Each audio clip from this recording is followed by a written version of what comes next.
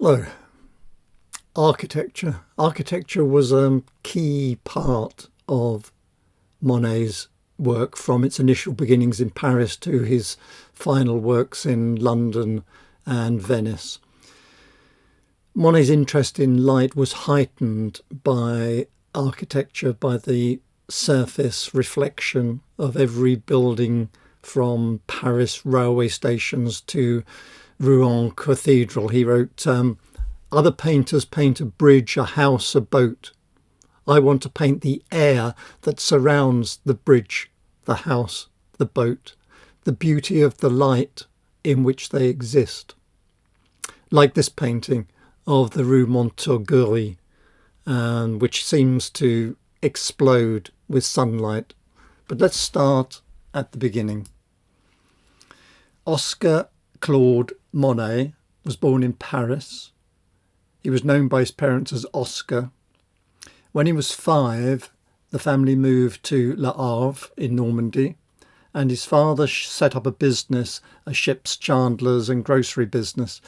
Now, Monet, from when he was very young, wanted to become an artist and was supported by his mother in that endeavour, but his father wanted him to enter the family business, and that tension carried on. In 1851, when he was 11, he entered the local school of art, where he became known for his amusing caricatures of the teachers and the local dignitaries. He would sell them. And in 1856, when he was 16, he met Eugene Baudin on the beach at Le Havre, and it was Baudin that taught him oils, taught him to paint en plein air, that in the open. And Baudin was in fact one of the first French painters to paint outdoors. He was a marine painter.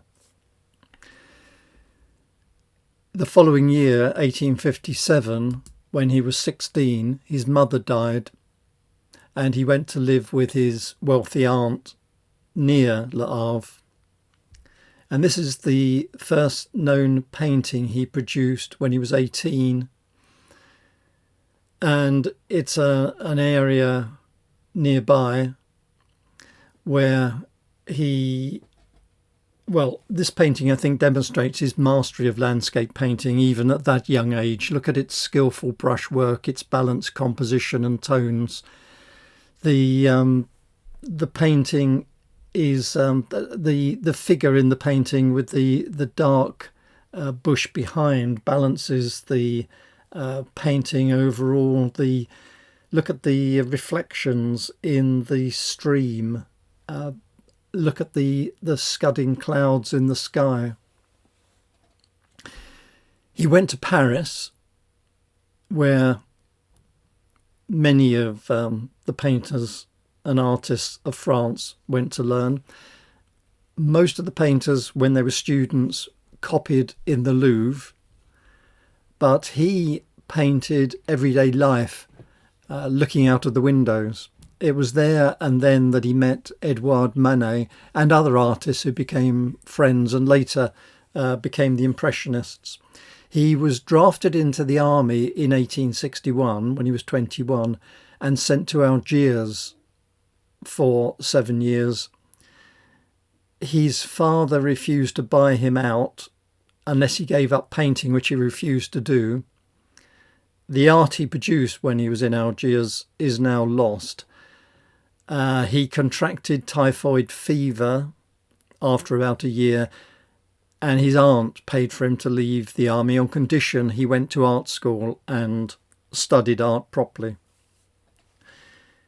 which he started to do, but the following year he switched to become a student of Charles Gleyre, a famous painter, his atelier in Paris, and it was there that he met Pierre-Auguste Renoir, Frédéric Bazille, Alfred Sisley, and together they invented, shared new approaches to art, painting the effects of painting in the open air, en plein air, broken colours, rapid brushstrokes, what was later to become known as Impressionism. This he painted when he was 24. He was by then struggling to become an artist. It's the chapel in Honfleur, which is opposite Le Havre on the other side of the Seine estuary, and now a popular tourist destination because of its picturesque harbour and houses. And in fact, Bourdin, his mentor, was one of the many artists that visited Honfleur to paint. He used to say it's the most ravishing spot in the world. And in fact, the church looks much the same today, and it's near the beach, and which you can see in the background, and the botanical gardens. This is Honfleur again. This is the lieutenancy building in Honfleur, which incidentally was also painted by Turners some years before. The building's at the entrance to the old harbour, and he painted it many times in different light conditions, something that he continued to do later in life. Here we see it painted contre-jour, that is, against the light, with the bright sky behind it, and the building in shadow, with the warm yellow lit windows contrasting against the dark brickwork. Now, about this time, 1866 in fact, he had 2 works accepted by the Salon in Paris, including this one of Camille Doncier. While in her teens, she began working as a model. She met Monet, who was about 7 years older than her, and she became his model for numerous paintings.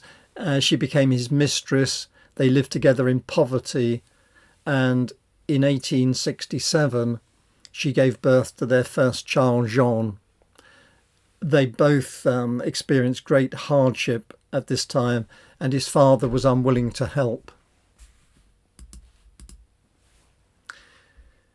This is the hut at Saint Adresse. In the summer of 1867, he engaged in a sort of campaign of work in this area. Saint Adresse is where his aunt lived, where he was brought up, and after his mother died, and it's near Le Havre. This is one of his first views of the sea from the cliffs there. And we'll see another painting from the terrace garden of a house just above this. This was important work for Monet. He exhibited it the following year, and in fact chose to exhibit it 3 more times in the next 20 years. Now, it was in 1868 that Monet went to live with Camille and Jean in Paris, hiding the fact from his father and aunt, who thought he had abandoned them, left her and the child. They couldn't afford the rent. To escape creditors, he went to live, or the 3 of them went to live, in a less expensive place. They moved to a small scenic village called Benécourt, which is on the Seine, about 60 kilometres from Paris. And there they were thrown out of the inn for non-payment, and Camille and Jean were able to stay with someone in the country while Monet tried to achieve money for in order to survive. And in fact, it was about this time, 1868, that he attempted suicide, although I'm not quite sure that's the right word. He threw himself in the Seine, but he could swim, and swam out again. No harm done. This is the terrace at Saint Adresse. He's adopted an elevated viewpoint, and interestingly, the terrace, the sea and the sky are shown as 3 distinct bands of high-keyed colour. In other words, he's created this flat look bringing sort of forward the surface of the canvas, daring for its time, and reflecting his admiration of Japanese prints. The sea is like a flat panel. It's like a stage set. It doesn't recede into the distance. So you've got these three equal areas, three equal bands. We think the model is his family. We think that's his father sitting bottom right. We think it's his cousin Jean, the woman in the background, with her father, and her sister Sophie sitting in the front next to his father. But it's not by any means a family portrait. It does project affluent domesticity, patriotism with the French flag flying, the bright colours of the tended flower beds. But it's not, you can't really see who the people are. Their faces are obscured. So it's a scene with some people in it. It was about here this time when the tension between him and his father really grew, because his father, in fact, the whole family disapproved of his liaison with Camille. And so to try and address this rift with his family, he spent the summer in Saint Adresse with them. But on the 8th of August, Camille gave birth to Jean.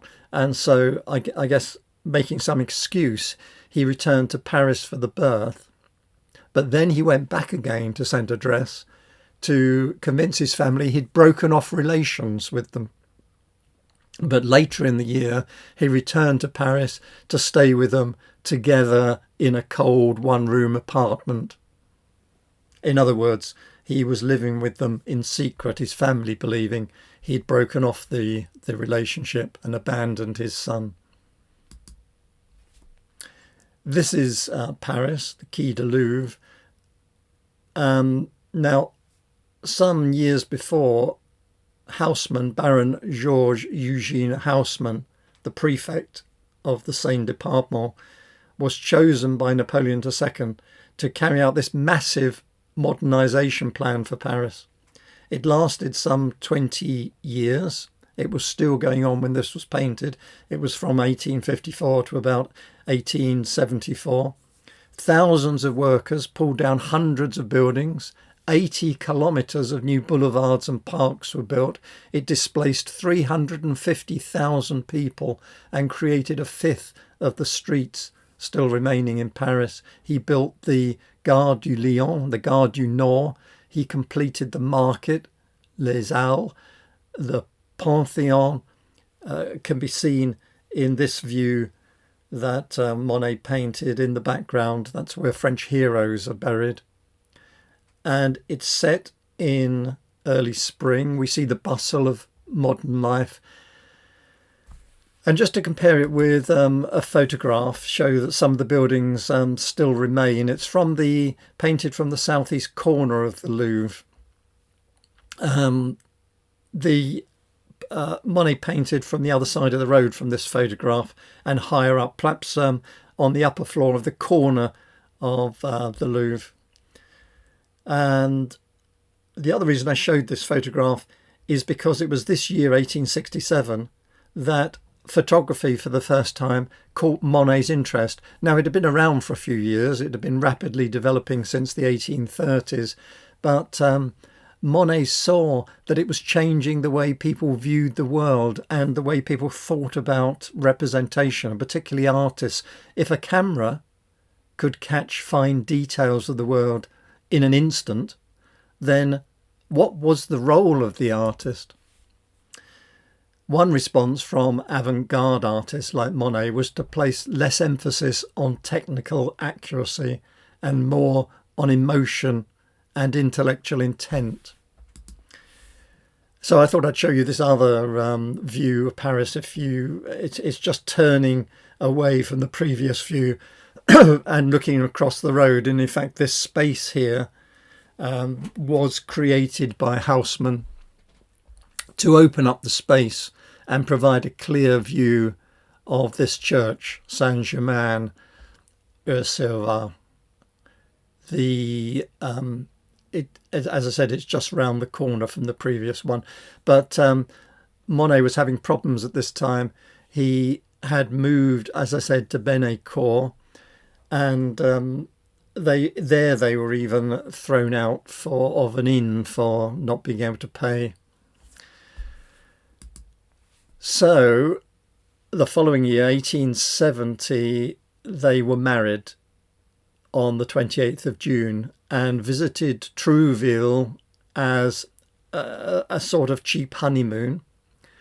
And they were joined there a couple of weeks later by Baudin and his wife. And Monet and his wife spent about 8 weeks in Trouville, and he produced some 11 paintings, mostly of the beachfront promenade, as you see here, and some of Camille, who, while she was playing with Jean on the water's edge. This painting, The Beach at Trouville, shows elegant hotels, fashionable guests promenading, but the Monet wasn't among the guests of these fashionable hotels. He couldn't afford it. He stayed in a humble hotel, the Hotel Tivoli, much further from the beach, and over the 8 weeks built up a large bill, which we believe he couldn't pay, and skipped out of town without paying. Now, at the time, these scenes, these beach paintings, were controversial because it was thought by people that there was no subject matter, or if there was, it was too commonplace to deserve painting, and that there's no close-ups, there's no sort of portraits of people. It's very vague. You can't see who's who. There's no real features. So we've now reached 1871, the outbreak of the Franco-Prussian War, and to avoid being drafted, he left Camille and Jean, briefly visited his sick father, and in September left France for London, and then Camille and Jean joined him in October, and it was a few months later, in January 1871, that his father died. Now, in London, this is one of the works he produced. He was there with Pissarro and Daubigny, as I said, during the Franco-Prussian War, 1870 to 71. Pissarro worked mainly in South London. Monet painted the parks of central London and the River Thames in various conditions, here showing the misty atmosphere on a spring day with the Palace of Westminster and Westminster Bridge in the background. The contrast of the jetty in the foreground, the broken shadows of the river, the new foliage on the trees. We can contrast it with, I said he was in London with Daubigny. This is one of his works, St. Paul's from the Surrey side. For those that know London, you'll recognise this view. I think that's Blackfriars Bridge in the distance with St. Paul's behind it. We've walking in this direction today, we would have just left the South Bank, and we'll be walking towards Tate Modern, which is the other side of Blackfriars Bridge. But you can see that Daubigny is emphasising the industrial nature of the river more than Monet's painting, which, although it shows some steamboats and activity, the atmosphere of the painting is more idyllic, I think, than Daubigny's. It's Monet's interest in light and the way different conditions change the appearance of the scene, with the mist rising on a spring morning. This is a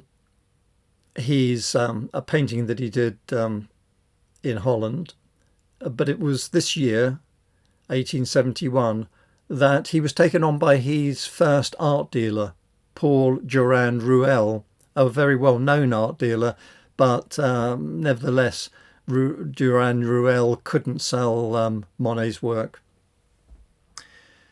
So after they left London and came back, they went to Zaandam and Amsterdam for a while. He enjoyed himself there. He wrote to Camille Pissarro, "This is a superb place for painting.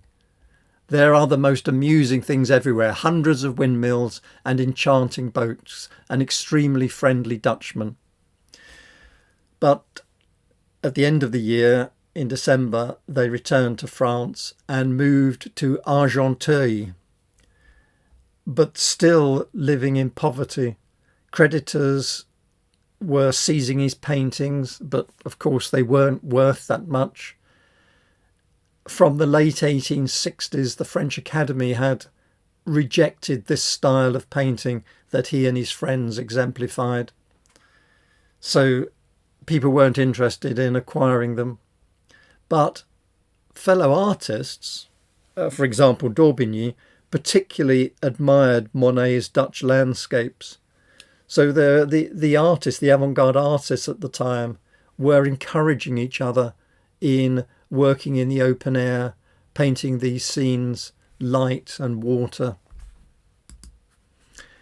But also the modern world, which is another thing that people at this time considered an unsuitable subject because it's too everyday, too ordinary. This, of course, I should add, is some 30 years after Turner painted Rain, Steam and Speed. Nevertheless, still in France, it wasn't regarded as a suitable subject for art. And this was painted in 1873. It was in 1874 that there was the first, what's now called Impressionist exhibition. Now, Claude Monet had been painting. He painted the Argenteuil Bridge 7 times and this railway bridge 4 times. He was intrigued by the flowing river as a counterpoint for the geometrical mass of the bridge and the piles reflected in the water. The sailboats, the 2 sailboats sort of mirroring each other under the bridge, a counterpoint to each other. The 2 people standing by the side, standing in for us, looking at and appreciating the view, the contrast of the old and the new.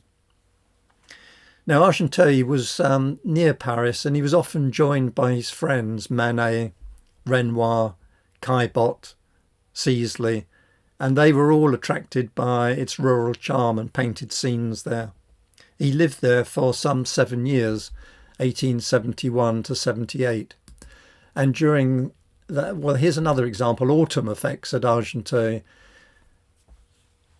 You can see Argenteuil in the background. This is actually painted from a branch, a tributary of the Seine, and you can see the brighter blue colour of the Seine in the distance, just in front of the tall white tower of a factory chimney whose smoke merges with the clouds above. So he's combining the modern with the rural. I think the main effect here that he's painting is the effect of the seasons and water, the reflections in the water and the rays of colour in the trees from orange to pink to purple to green, carefully observed, painted from a small boat that he'd outfitted as a studio with a sort of an awning to protect him from the elements. He spent a long time in this painting. It's not rapidly executed. The brushwork, for example, is extremely varied. It's much tighter and more fully worked than some of his later sketchy paintings. And this is one of the first of his paintings that rejects black paint completely. There's no firm outlines. There's patches of colour alone which create the shapes. And this became, of course, a hallmark of Impressionist painting. And if you look closely at the trees on the right, you'll notice a number of small diagonal lines. They were scratched into the surface of the paint using the end of his brush, the handle of his brush, revealing the light grey primer underneath. Is this damage? It seems unlikely. I think he used the handle of his brush to scratch into the paint to provide added texture to the painting of the tree. Now, back in Le Havre, he's showing typical Impressionist brushstrokes. Here, horizontal strokes are used to show movement and reflections in the water, vertical strokes to create the buildings, the tall ships and the people. It's not just the brushstrokes and the formal properties that distinguish Impressionist painting. It's also the subject matter. As I've been saying, they painted and incorporated elements of the modern world, like the railway bridge or the harbour here. Many of these subjects, which remember conventional paintings that were exhibited at the Paris Salon, were portraits of famous people, history paintings or biblical subjects or sombre landscapes or still life. The Impressionists chose to paint the modern world and ordinary people going about their everyday business. And because of this, and because of the sketchy look, they were typically rejected by the Paris Salon. This is it. This is the painting that inspired the name Impressionism. Impression Sunrise, 1872. It was painted, it's a port scene of Le Havre, painted in 1872 and exhibited in 1874 at an exhibition that had been organised by him and his friends, Monet, Renoir, Degas, Pissarro, Sisley, held this exhibition that they called the Anonymous Society of Painters, Sculptors and Engravers. And it included some 165 works and about 3,500, some say 4,000 people attended. Now, this work had no title, but he was asked to give it a title for the exhibition, and he said, put Impressionism on it. And that's how he got the term or title Impression Sunrise. Incidentally, the sort of title, the term impression, wasn't new. It was used sometimes by painters of the Barbizon school, and Daubigny and Manet had used the term. But the art critic Louis Leroy used the term Impressionism. His article was called The Exhibition of the Impressionists, to make fun of the work. It's just an impression, it's not finished. But the term was appropriated by the artists themselves, and the second exhibition they held 2 years later was called the Second Impressionist Exhibition. And so this exhibition is, with hindsight, commonly known as the First Impressionist Exhibition.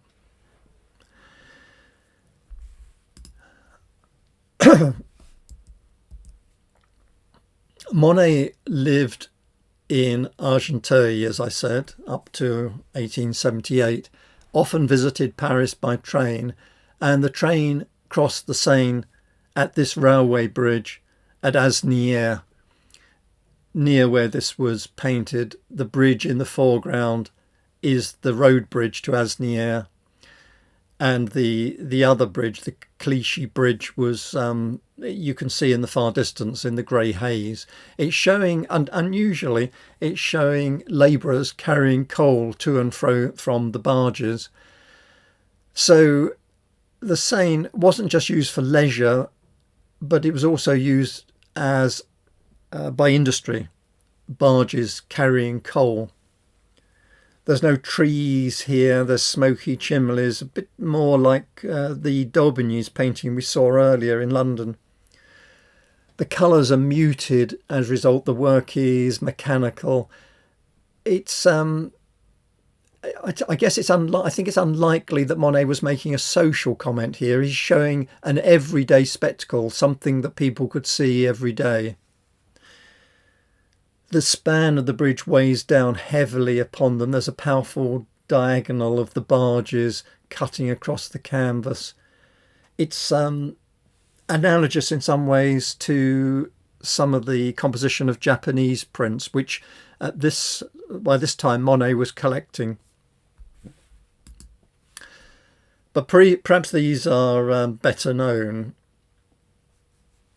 Now, in 1877, he rented a small flat and studio near the Gare Saint-Lazare, and in the third Impressionist exhibition, he exhibited 7 canvases of the railway station.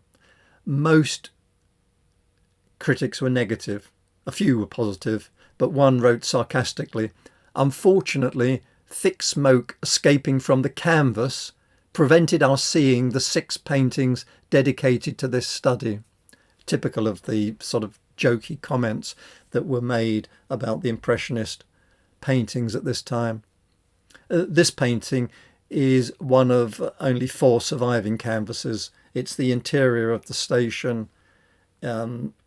It's the smoke from the engines is creating the effect that we've seen earlier, clouds in the sky. The brushwork is very swift. There are crowds of people. It's said he painted the trains in answer to a critic of his Impression Sunrise painting, and because the critic said that fog wasn't a fit subject for a painting, so Monet has decided to go further and make smoke from the trains the subject of a series of paintings. He actually managed to convince the station master of Gare Saint-Lazare that he was a famous artist and had chosen this station as the one with the most character. So the station master ordered all the trains to stoke up to make more smoke, and they were stopped so that Manet could paint them more easily. And when he finished, all the staff bowed to him as he left the station. And this is another. Perhaps this painting could be seen by many people as the most impressionistic of the Impressionist paintings. It shows the modern world, colour patches to capture the way light creates space, rather than using lines and outlines to delineate shapes. He used a wide range of colours to show the effects of steam. There's blues here, pinks, violets, greys, whites, yellows.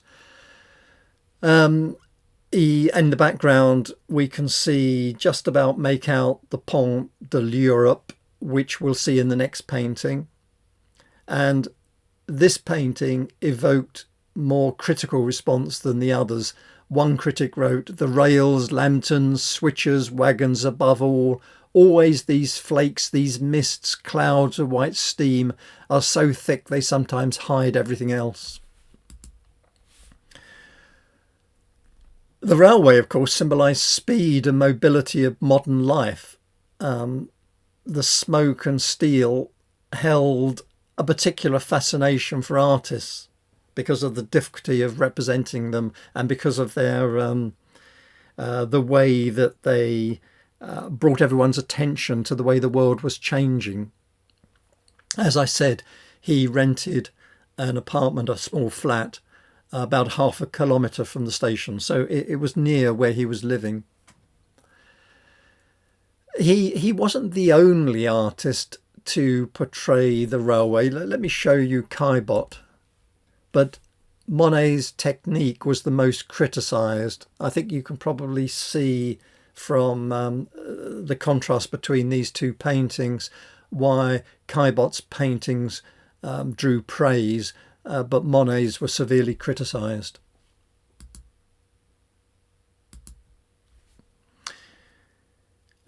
This is a view of one of the streets in Paris.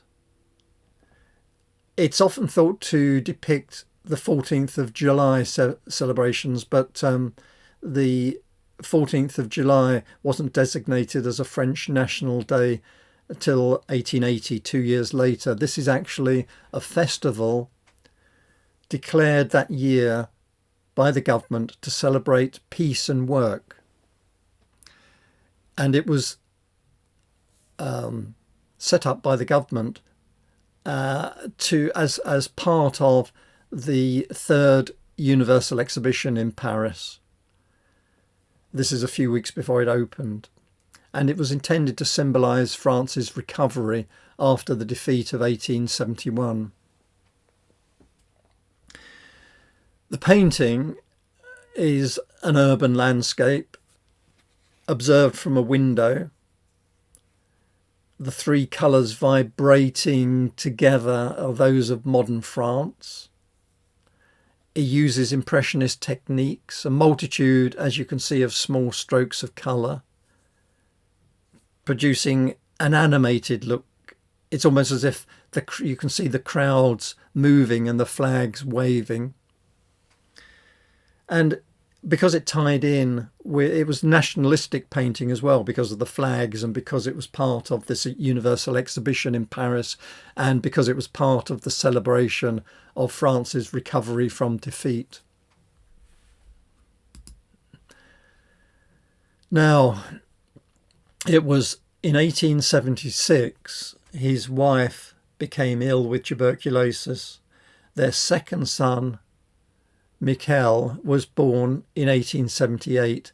They moved out to Vétheuil, where they shared a house with a family called, or the family of Ernest Ochidé. Now, the Ochidés were a wealthy family because they owned a department store. But it was this time, when they moved in with the family, that Camille was diagnosed with uterine cancer, and she died in 1879, the year this was painted, aged only 32. Monet had some difficult months, but he began at this time to create some of his best paintings, as you see here. And during the early 1880s, although he had to some extent done it earlier, but in the early 1880s he began to document the same scene again and again and again in different lighting conditions, because he'd spent his life studying the effects of light, atmospheric effects and colour. He wanted to see the effects or show the effects of light in different conditions.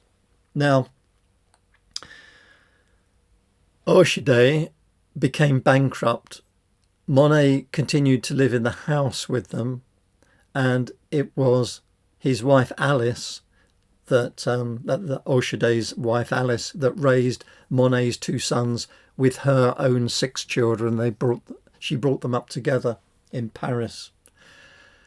But in 1880, she and all the children returned to Vétheuil, and then they moved to Proussé, which in fact Monet hated. It was in 1883, when he was on a train journey, he looked out of the window of the train, saw Giverny in Normandy, and fell in love with the town and the location.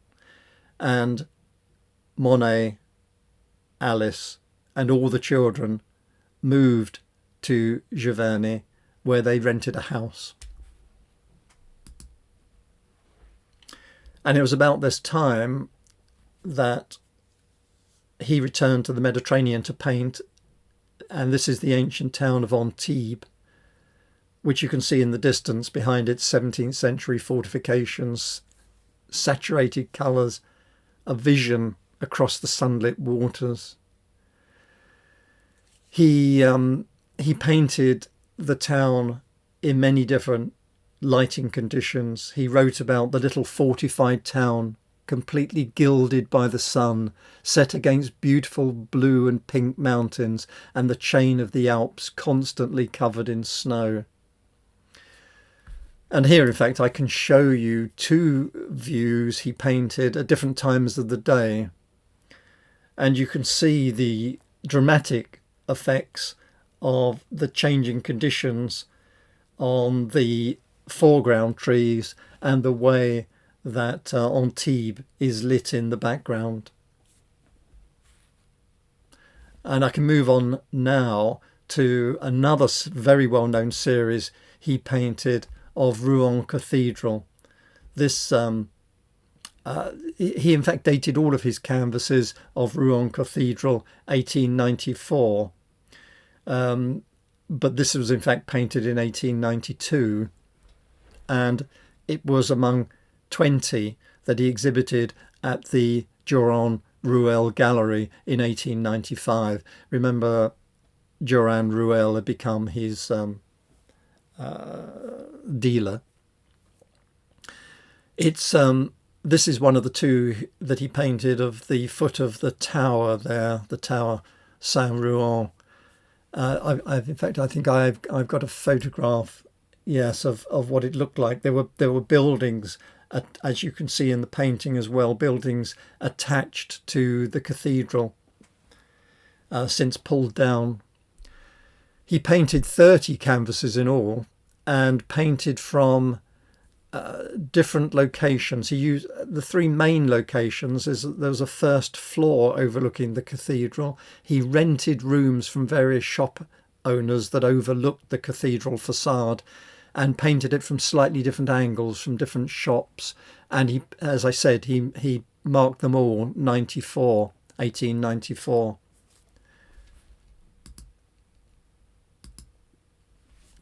What I thought I'd do is I'd show you a number of these paintings together to show the different effects of light.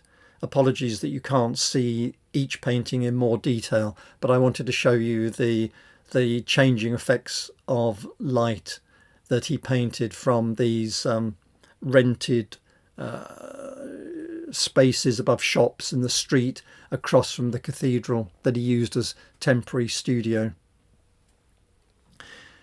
The series was well timed because around in the 1890s France saw a revival of interest in Catholicism, and so this subject of the cathedral was very well received and started to sell.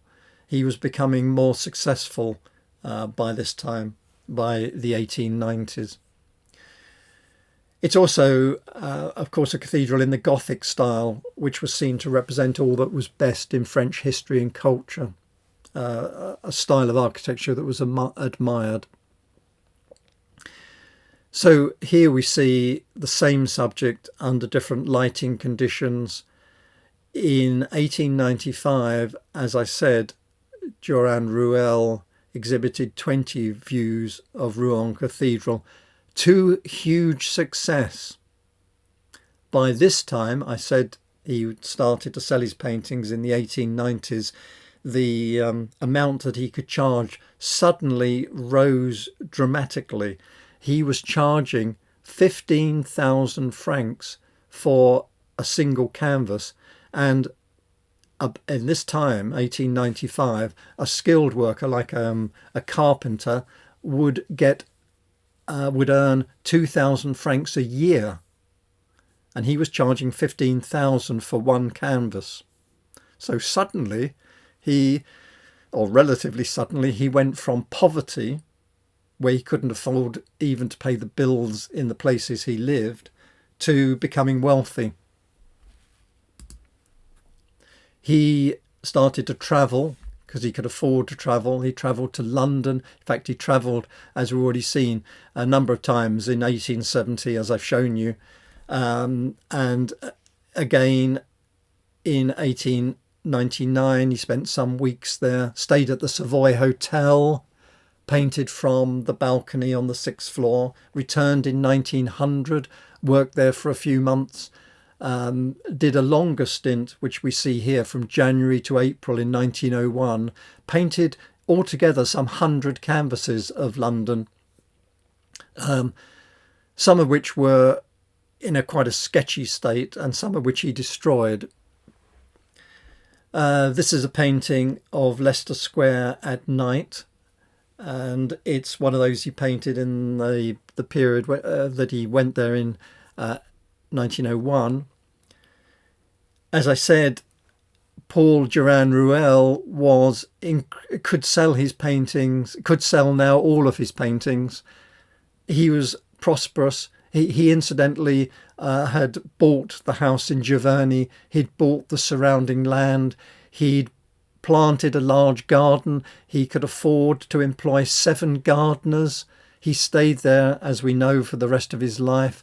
But and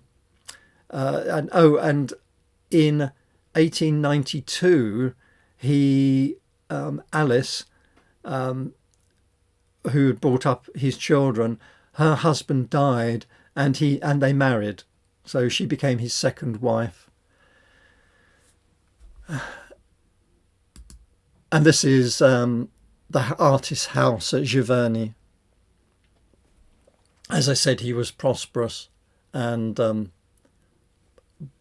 planted a large garden, of which I'm sure you've seen many pictures of the lilies and the pond and the Japanese bridge in his garden at Giverny. It was a watermelon meadow that he got into a lot of conflicts with his neighbours, but he saw the whole project through. It was a vast landscaping project that, of course, by then he could easily afford. He visited Venice in 1908 with Alice. This is Alice and Monet together in Venice in the Piazza San Marco. They stayed there for 2 months. They were invited there by a Mrs. Mary Hunter, a friend that he'd met in London, and they stayed, to begin with, they stayed there in her Palazzo Barbaro, but later moved to a hotel. And he got into a rhythm of work. He produced some 37 canvases in Venice, and he loved the unique light of Venice, and his paintings all include water in the foreground. Let me show you a couple of those paintings. He thought Venice had a strange, otherworldly quality, which we can see here. He painted 6 canvases of the great 17th century church Santa Maria della Salute, the church you see in the background. This is a famous view down, looking eastwards down the Grand Canal. This is afternoon light, emphasising the globular shape of the dome, the sharp angles of illumination, offset, and the dome and the church offset by the irregular vertical poles used to moor gondolas, establishing a strong foreground and a strong verticality. He developed a regular pattern of work. He painted in the late morning, viewing southeastwards across the wide waterway of the Canal de San Marco towards the island of San Giorgio Maggiore. And we're looking here at the church, at San Andrea Palladio Church, built in started to be built in 1566. And this was his view from where he was staying, the Grand Hotel Britannia. It allowed him to get away from the crowds. He liked to paint on his own rather than have people looking over his shoulder. And he loved the changing light reflected off the surfaces of the buildings and the sea. His second wife, Alice, died in 1911, and his eldest son, Jean, who in fact had married one of Alice's children, her daughter Blanche, died. His son Jean died in 1914, and after that, Blanche, his daughter-in-law, looked after and cared for him, And it was during this time that he began to develop the first signs of cataracts, which he had removed in 1923. So it's these paintings of Venice that brought Monet's and our talk to an end. It brought his lifelong engagement with architecture to a close. After finishing and exhibiting the Venice pictures in 1912, Monet, who was now a widower, struggled with both the ability to paint grand projects and failing eyesight. So he concentrated on painting in his garden at Giverny until his death of lung cancer in 1926, aged 86. So architecture was the focal point of Monet's work from its beginnings in Paris to its concluding phases in London and Venice. I hope you agree with me that architecture, far from being a limited view of Monet's work, was a focus of much of his work, and it brings out the full range of his technical mastery over light and colour.